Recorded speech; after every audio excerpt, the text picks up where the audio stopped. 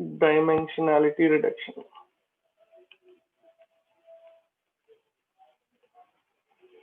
So why do we need this dimensionality reduction is like, so let us say you have like so many features.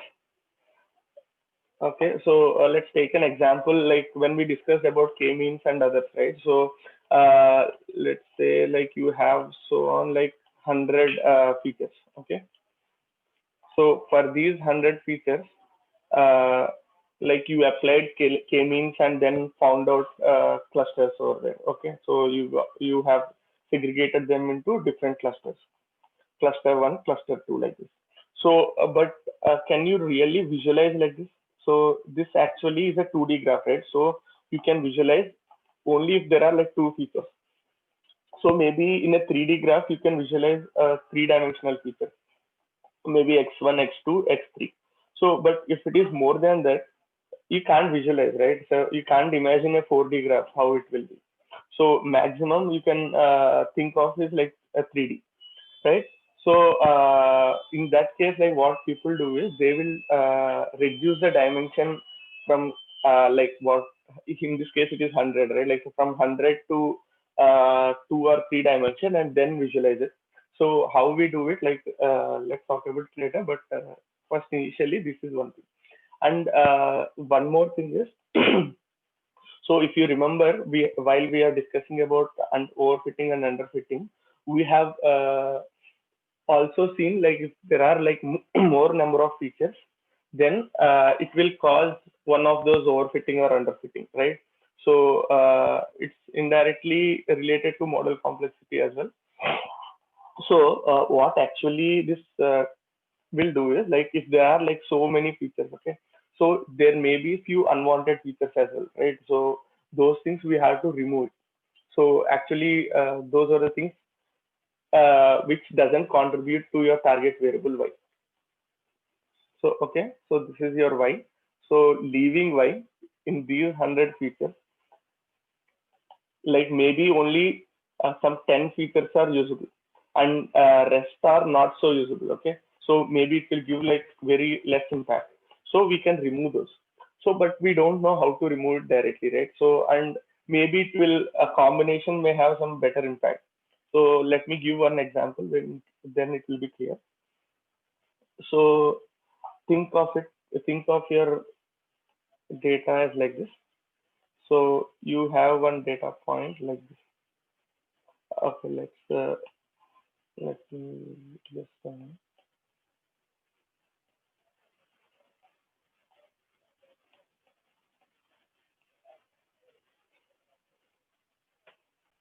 so let's take an example here.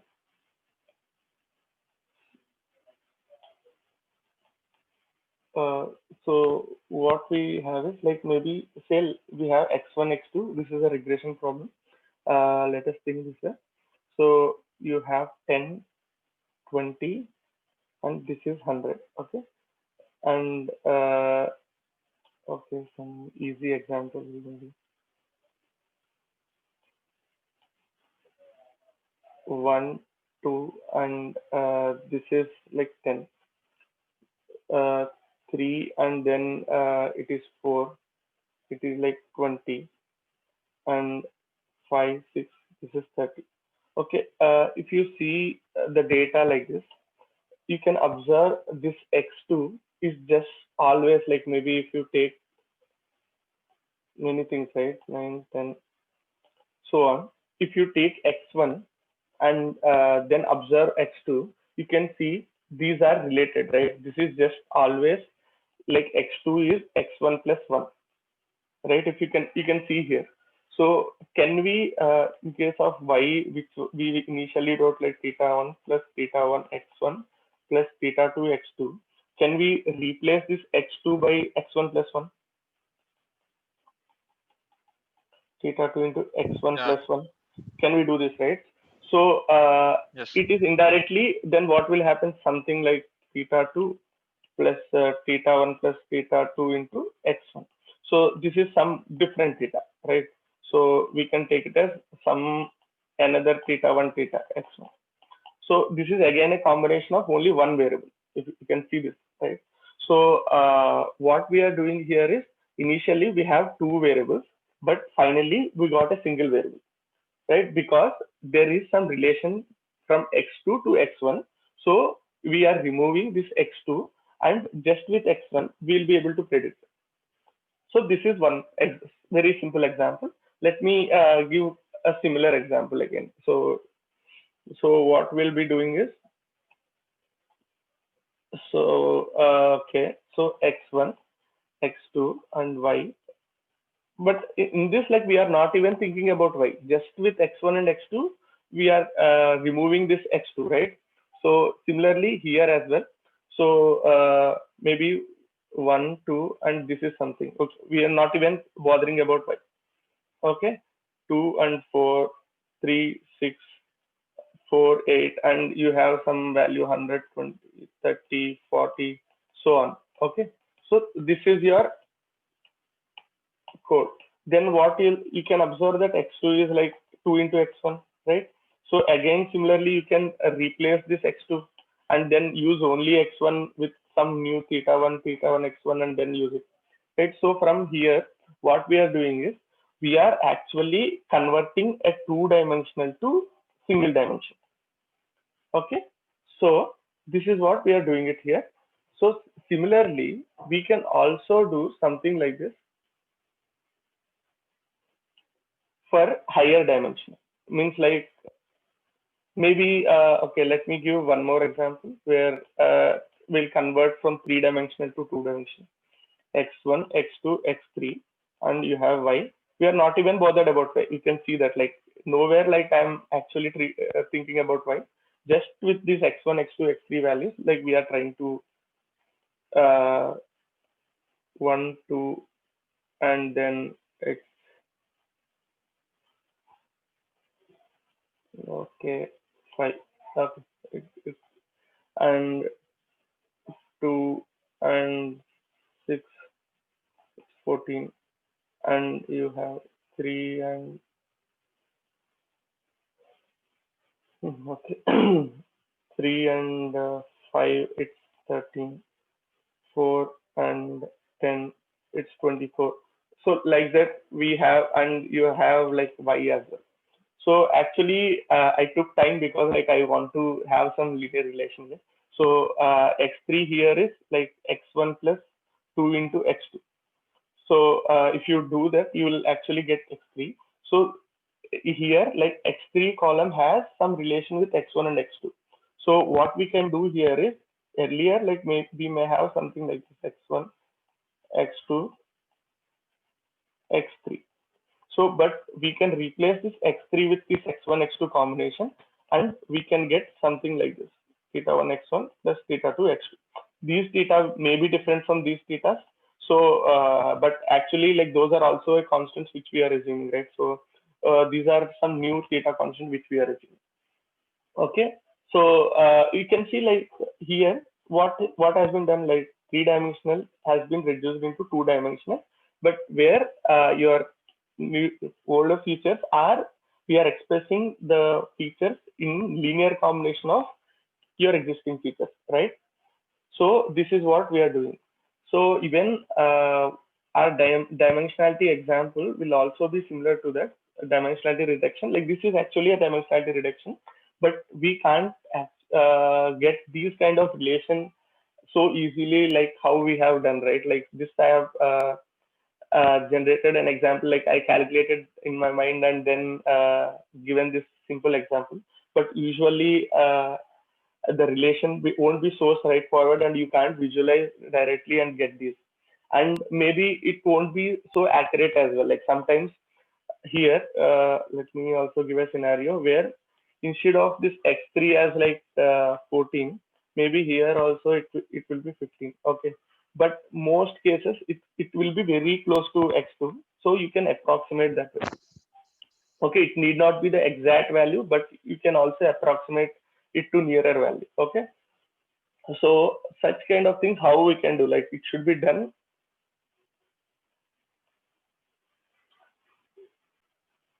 So here, what we have done is we are able to reduce some from three-dimensional to two-dimensional, like where we have expressed like few of the features in terms of like linear combination of other features, right? So similarly, there is a technique like this should be done through algorithm itself, not by ourselves, because by visually or manually, because like there can be hundreds of features and you finally want only 2 to 3 features. Like that scenario is also possible. So in that case, how can we actually reduce to that large extent? So that is done by few techniques. So I'm going to discuss one of those techniques now. We call it PCA, which is like principal component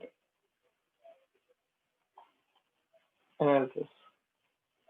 Okay, we use this technique for convert means like reduce for dimensionality reduction. Maybe even if you take like hundreds of features, we can reduce it to something very less, like 2 to 3 features, 2 features, like that. Okay, so let's see how it can be done. Okay, so as per our basic idea, like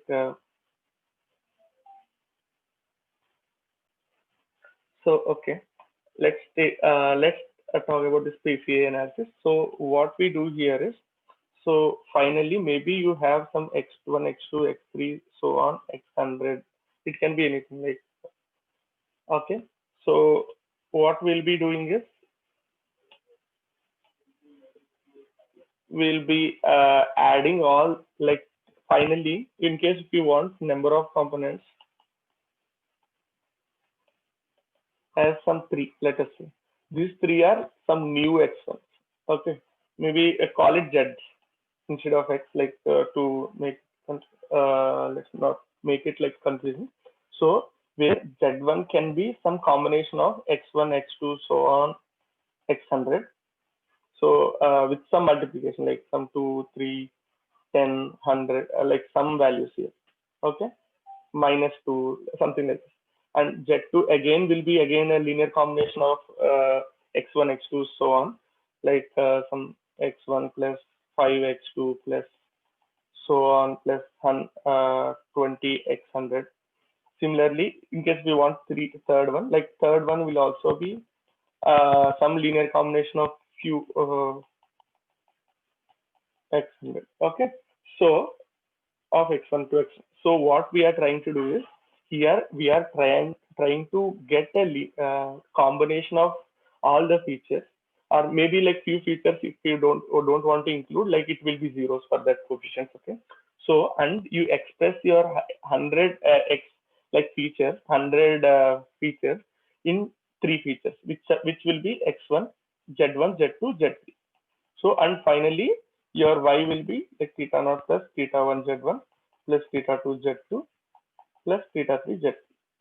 See, like, and this is simpler, right? Now we actually have reduced it from 100 dimension to 3 dimension.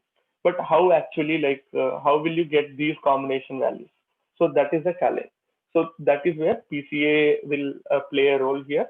So finally, if you want to take the outer layer, Z is like if you do PCA of X. So this is what will be done. So let's dig internally, like what PCA will be. Okay, so there is a like few set of steps which you should be following for getting these kind of results.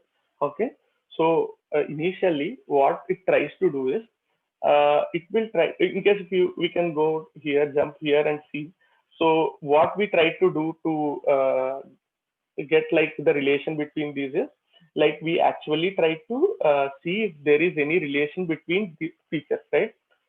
So relation between each of the features. So even here and this example as well, what we try to do is, we are doing it visually, but we actually try to get the relation between different features. Here we see, we tried to see, like we calculated the relation of x3 in combination of x1, x2.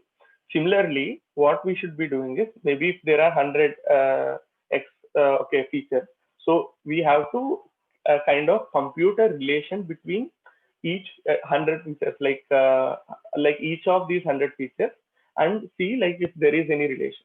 So for that, instead of we doing it manually, like there is a in matrices, like there is a representation called like a covariance matrix.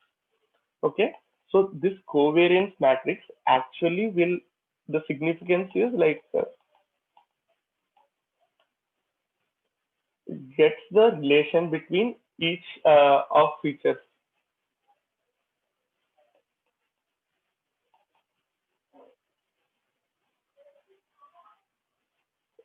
Each of features with another. Okay, so in case let's take like our x as something like this. So x1, x2, so on x100. So what we do is like we will actually compute x transpose. So and you also, this is not like single row matrix. You actually have means like data points as well, right? So with those data points, you actually have values here. So this is a matrix here. So this matrix, let us call it like x. You compute x transpose. This is this x transpose will be your covariance matrix. So what this actually do is like for each of the values, let's say let's take the same example 1, 2, 4. Okay, so let's take only this simple covariance matrix. So what it will do is it x1 and then this is x transpose will be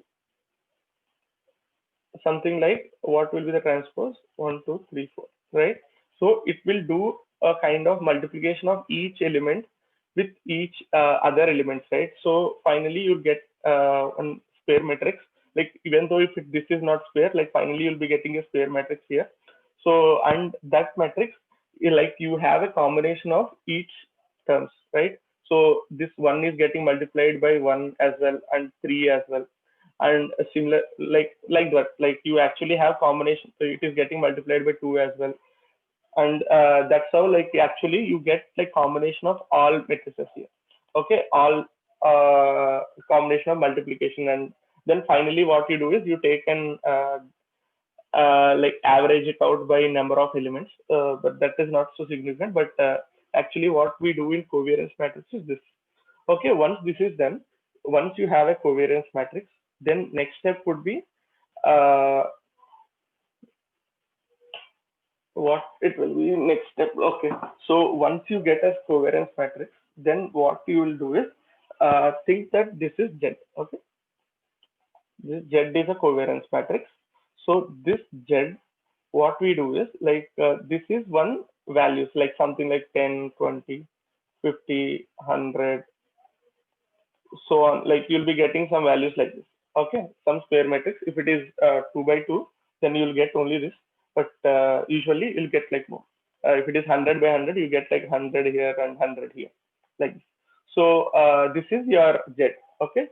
So once this is done, what we should be doing is, so this is we are not actually getting any a kind of relation from this just with this matrix, right? So this is just a kind of a two-dimensional matrix which we have.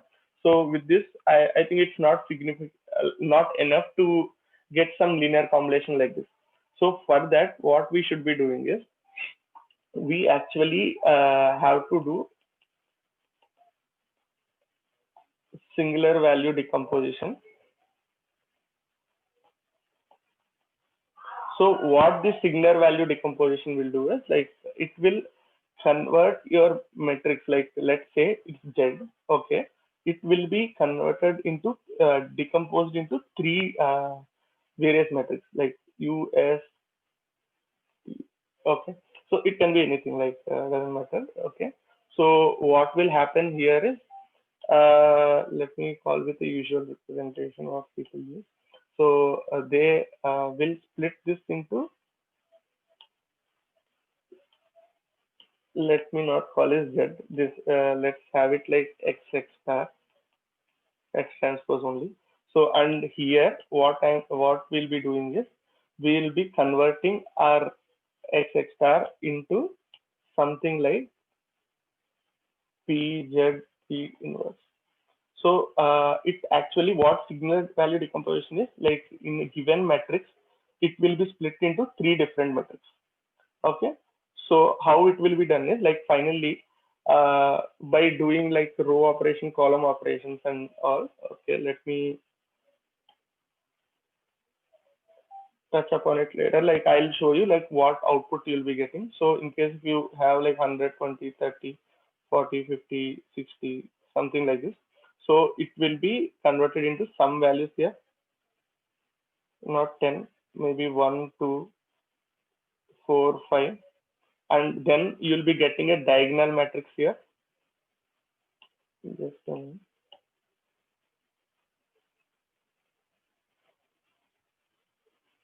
Okay, so here you will be getting a diagonal matrix, which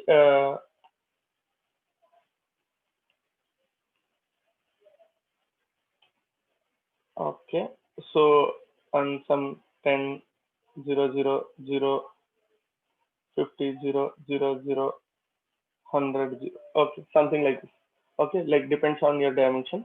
And again, you get one more matrix. Okay, a square matrix here. So what we actually want is this. This mainly, this is what it actually signifies uh, the eigenvalues of your vector, like the value what you give here, right? So by doing this singular value decomposition, you actually will get these values.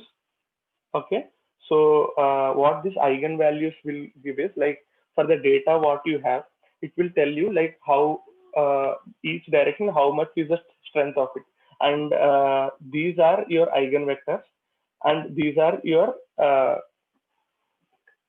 like eigenvalues, like what they call it, like eigenvalues here and eigenvector will be here. So what about this is like let me give one example. Like this may not be very clear. So what let me show you here like what singular value decomposition will actually do. Then it will be much clearer instead of me doing. So okay, before that,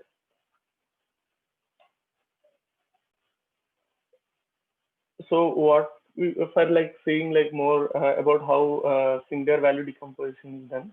So this is one example. Like let's take this as A, like which was a matrix for which we want to do a singular value decomposition. Initially, they calculate A transpose, which was this covariance matrix.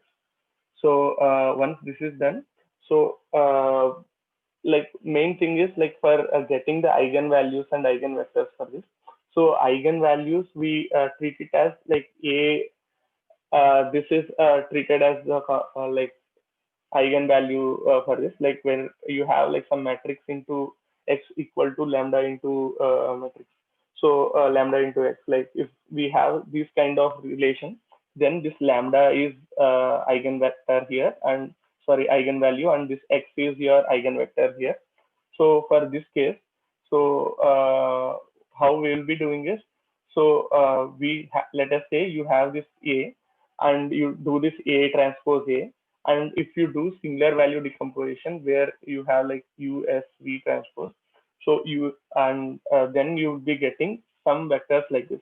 So U will be something like this, and V will be something like this, and in middle you'll be having this eigen values here, like it is not computed here, I guess.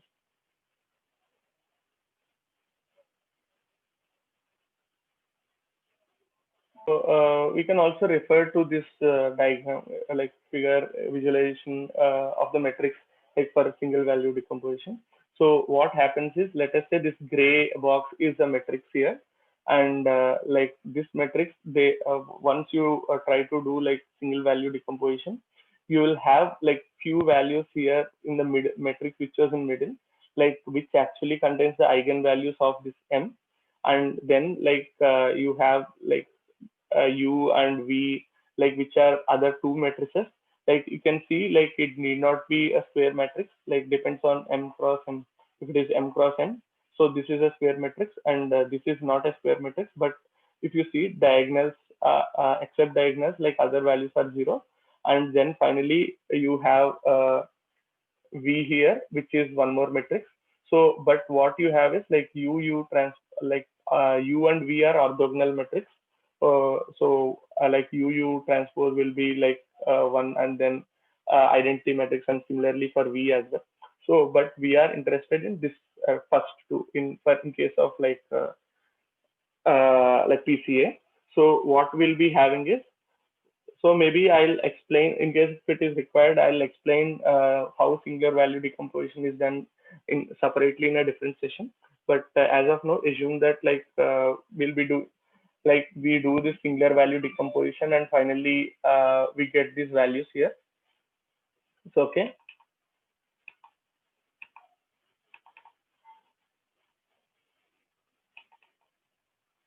So so what we finally will have is just like how we are seeing there. So this XX transpose is there, right? So let's call it Z. Then you'll be having this matrix what you calculated here, XX transpose will get decomposed into some values lambda 1 0 0 0 0 lambda 2 0 0 0 0 lambda 3 0 0 0 so on as a diagonal matrix, right? So, and then similarly, you have one like matrix here and one more matrix here. This, let's call it P. This is your lambda matrix, and then finally, this actually will be P inverse. Okay. So, in this case, so it can be anything. Like we are not concerned about that. So, but what we'll be having is now this is your new values. Okay. So what this signifies now is like let's take this P here. Okay, this matrix here.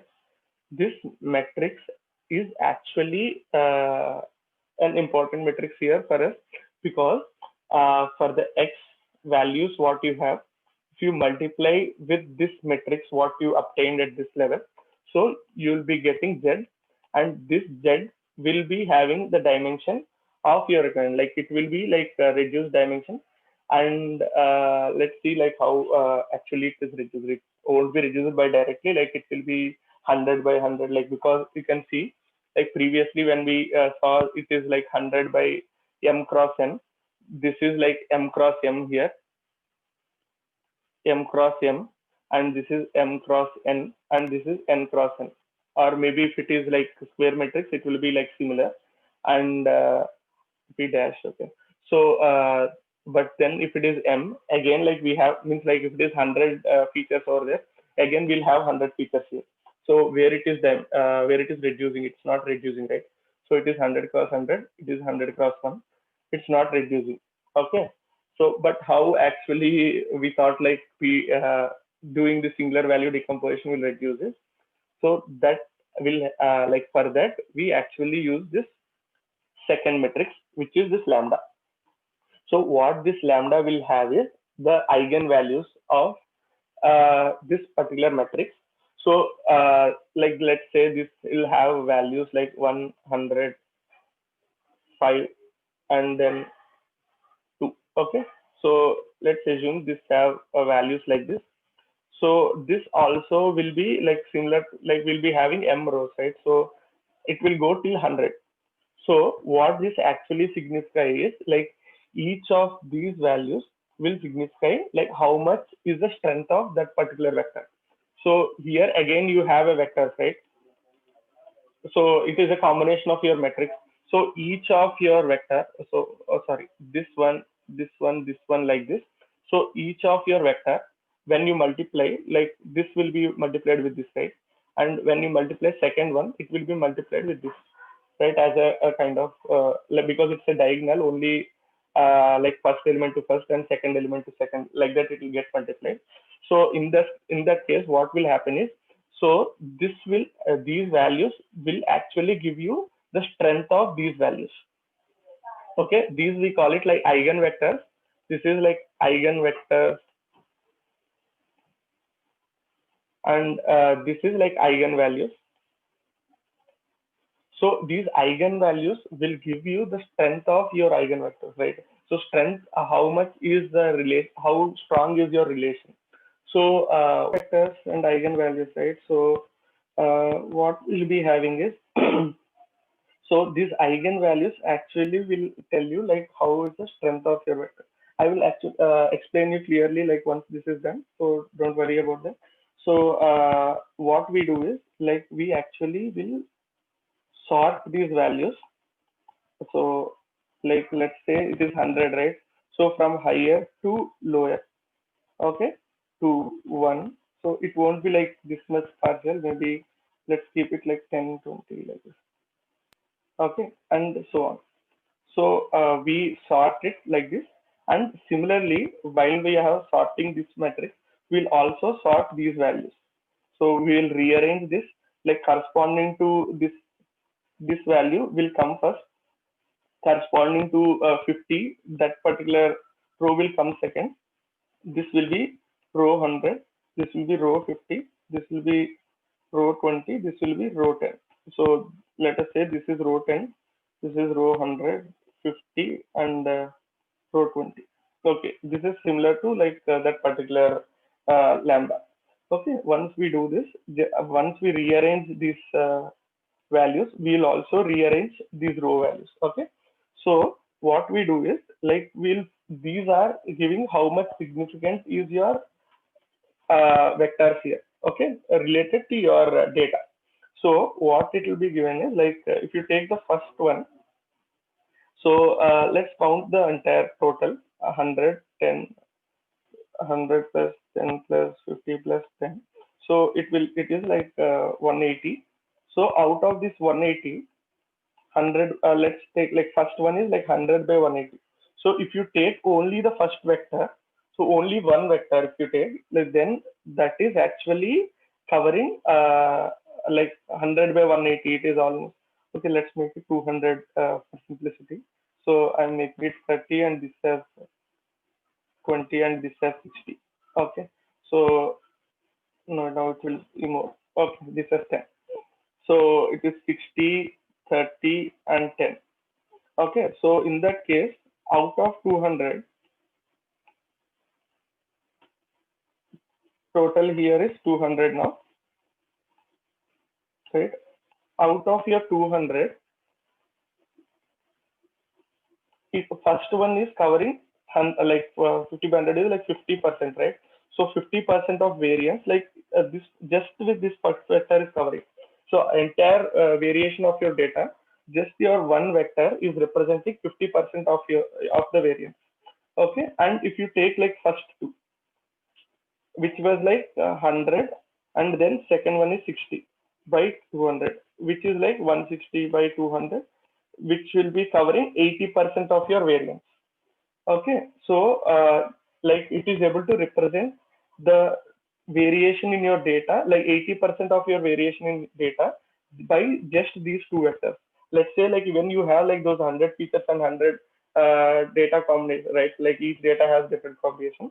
Like if you represent with only single vector, it will cover 50% of your variance. And if you represent with just two vectors, first two vectors, it will cover 80% of your variance. If you take three vectors, so 60 plus plus 30 by 200, so which is 190 by 200, which will be somewhere around 95%. So this will cover like if you use three vectors, so this will cover your 95% of your data variance. Okay, so what will happen in reality like is if even if there are like 100 features, so in those 100 features, so this will be 100. Let's say like this is 100, this is 60, this is 30. You instead of if it is 10 here only it will be like 100, right? So 5 2 1 point 1 point 0 1 point like this you will have like till 100 value. Okay, so this usually happens like what we have is, so your lambda matrix will be like this in case of it is 100. Okay, if it is 100 dimensional, it will be like this. Okay, so in these if you take only these, maybe like somewhere 80% would be sufficient actually. So if you take till where you get like 80%. Maybe in first two vectors you got 80%, right? So if you take only these two rows here, so this is row 100, this is row 60, this is row 30, row 5, row 2. Like this, we have like various rows, right? So if you take only these first two rows, in the sense, each row will be again combination of these things, right? So 10, 20, 30, 40, some values here, and like -2, 5, 4, something values here, right? This is what you have in this row 100, and this is row 60. And if you multiply with your x1, x2, so on, x100, if you multiply this with this, what you get is some combination, right? So if you do this combination, what you get finally is 10x1 plus 20x2 plus so on, something 100x1. Okay, as first vector, let's call it like z1, and similarly -2x1 plus 5x2 plus so on. You have like one more vector. Let's call it z2. So this is a matrix what you get from this. So which is a combination of your 100 vectors, right? So finally, just by using these two vectors, we can actually represent your entire data. Not entire data, it will be like somewhat 80% of your data variation you will be able to represent. So that is actually better than having like hundreds of features. Okay, because if it is like hundreds of features, it may not be properly learning it. Okay, there are more chances that it will go overfitting in this case. But in case if you have this only two features, it may learn better, right? So you have like very few inputs, it can actually and learn much better comparatively, because very few parameters to learn. And so with those all those advantages, actually here we have seen a scenario where you have reduced it from 100 dimension to 2 dimension. So don't worry with like all this computation. Usually you don't have to implement all this by yourself. So this is all done within this PCA package. Like it is available in scikit-learn. So just what you have to do is just import that package, which will be like scikit-learn dot. I'm not sure exactly. Like you can Google search and tell you. Let me. So what we'll be doing here is like just like sklearn will have this PCA feature. So it's like from sklearn dot decomposition import PCA. And once you take this PCA, like you have to define how many components you want, or you can actually like iterate it over multiple times and then get it. So what you have to do is you have to define number of components in advance. And once you do that, then you have to do PCA dot fit, and you send your data, just the X data. Okay, you do this, and finally this will actually give you the metrics like and for a new Z, what you have to do is PCA dot transform X. If you do, this will be a new Z. Like the entire process, what we did, the calculation, what we did here, right? So entire thing is done within these steps, and finally you'll be getting this value. So this transform will actually multiply your X with these values, and finally you get this Z. Okay, so this is how like it is implemented in Python. So don't worry about all these calculations. So these are all for the math background what this library contains, but you'll be using it just like this. Okay, similarly, so let me give some better example, right? Okay, so this is about PCA. Like actually, this is all fine. Like with this, we'll be able to reduce to what dimension you want. Do you want it on three dimensional? Because like maybe you are not satisfied with the 80% variance here. If you want three dimensional like variation, means like sorry 95% variation, you can go for three dimensional. So where you'll have Z3 as well, and you again have one more combination which was for R30, and then with that you can make it like three dimension. Okay, so similarly you can increase the dimension as well till you get better results. Okay, so but one major advantage this PCA has done is,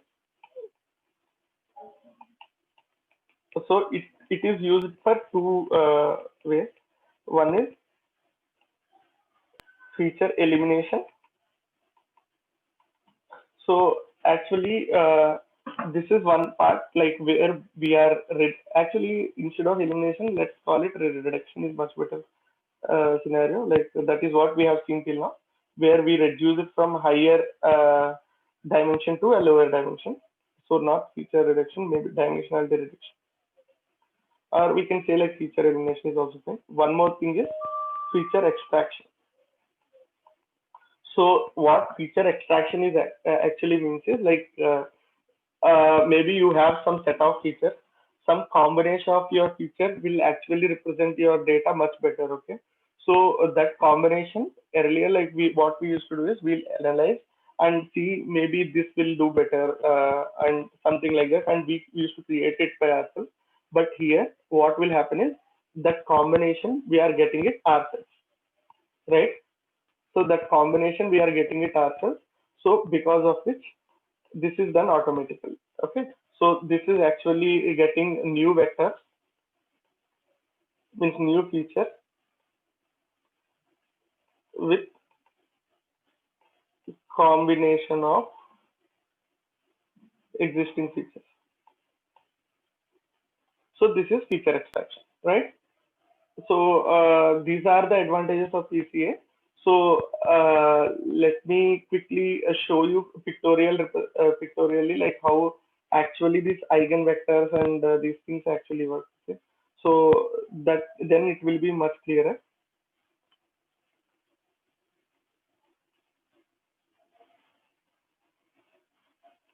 Okay. So what actually this do is, so let us say you have some data points here. Okay.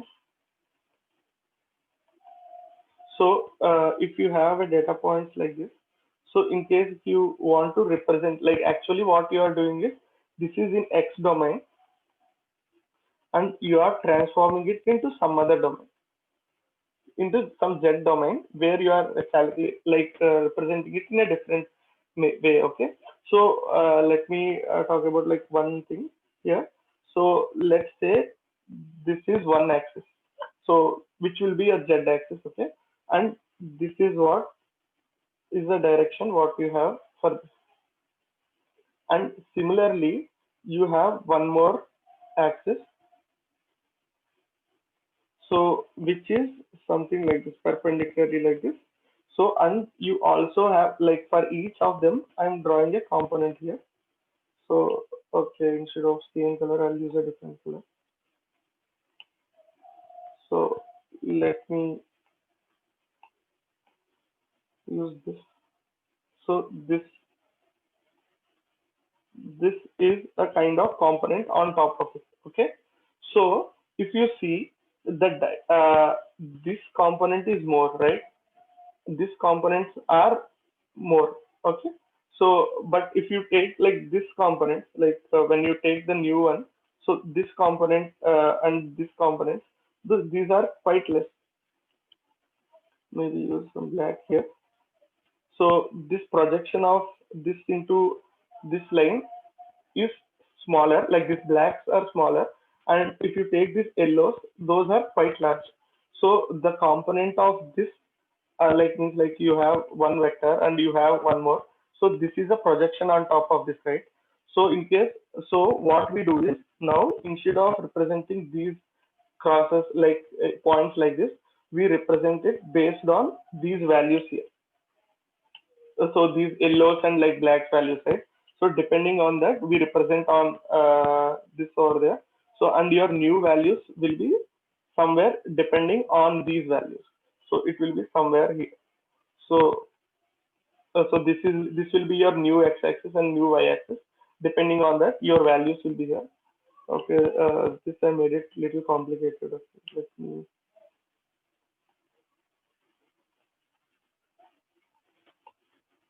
So okay, let me give one simple example. Okay, so this example, let us take again a same graph here, where we try to represent your values like this. Okay, so in this case, actually all your values are aligning to that, right? So only like this is the error. Okay, So in case if you transform it into new dimension, right, where this green line is your x-axis, what will happen is, so this is your x-axis, and almost all your points lies here. Only few points lies here, right? So this looks quite simpler compared to this, right? So can we say that like this is almost like very less variant, like maybe this is very less variance. We can ignore these things and we say that this straight line is a combination, like maybe this is x1 x2, this is x1 plus x2, or something like this, x1 minus x2 maybe. So that is representation of this feature. So can we take this feature directly instead of this? So this is same thing like what we are doing here. Here I'm pictorially representing it. So like these values, what we are doing here is, instead of having x2 as x2, x1, x2, we are projecting x2 in terms of x1, x1 in terms of x2, and we are making it only x1. Similarly here and similarly here. So that is also same thing here. So if you see, this is x1, x2, and this line is x1, x2 minus x1. Okay. So we are actually representing this line x2 minus x1 here as one combination. So all your points will be here, right? So almost zero, x1 minus x1 values are this, and there are like slightly values over here. So those are here. Okay. So, but we can here maybe there is slight values. So that is represented here. So can we represent it like this?